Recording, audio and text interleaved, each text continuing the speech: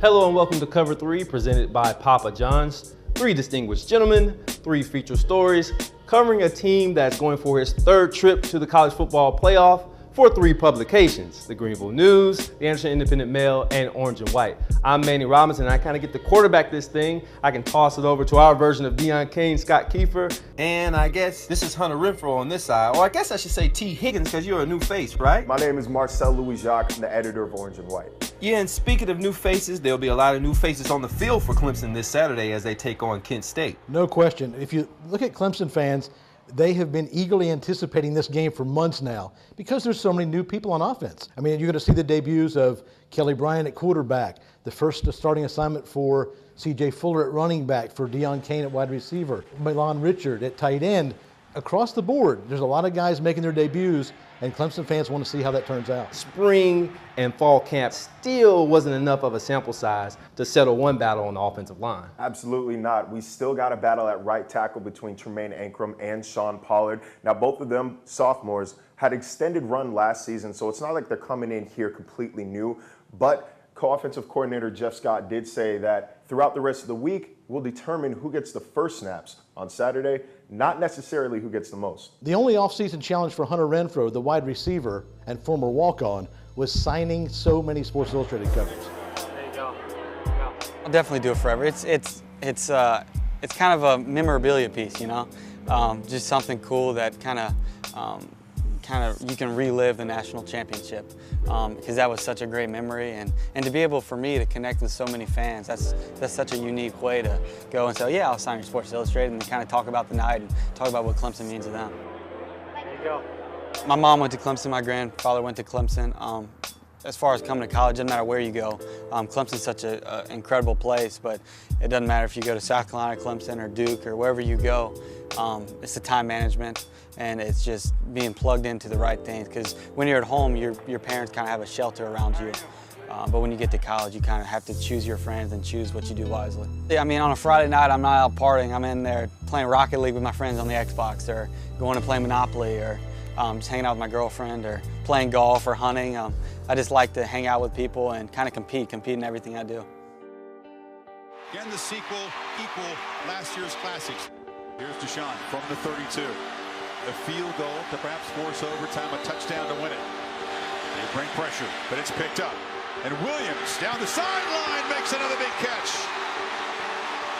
On 3rd down, Watson slant one more time. Renfro, a guy who's been told by a lot of people for a long time, too small to play this game at the highest level. If we lined all of our managers up, he'd be about the 10th guy you'd pick to be Hunter Renfro. He's just one of those guys that came in from day one and just went to work. You know, he started off on scout team as a freshman. You know, all the guys on defense were saying that, hey, Hunter's gonna be special.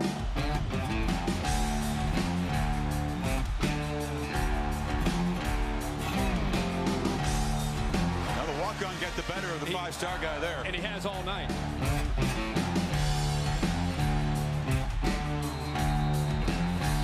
If it isn't for Hunter Renfro. Watson throws the end zone, it gets down, and a grab, touchdown, Renfro. Just so you know, a lot of you guys take your own scholarship, and sometimes you don't really appreciate that because you ain't stroking them checks. All right, and man, we love all you guys here, and it's always a blessing anytime I get a chance to reward a guy. Proud of you, man. And listen, I got one more in my back pocket right here, and it's going to Hunter Renfro.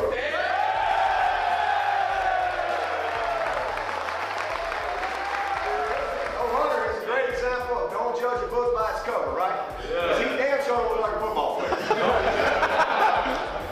I'm just saying it like it is, but this old boy can ball. Well, we were on the phone, and Hunter called and talked, and just like any other day, and he didn't say much. And right before he hung up, he said, and by the way, I got a scholarship today. You know, we as parents were very happy again. Of course, we're happy financially. That always helps. But more than anything, again, that he had a goal to go there and get a scholarship. And we want our kids to be successful, and we want them, when they set goals, to be able to reach those goals.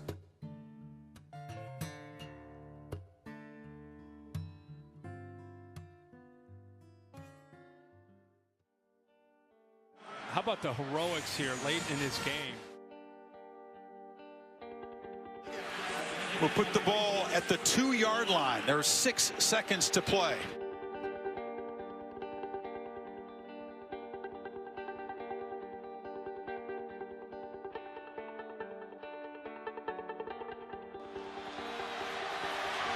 Watson, touchdown!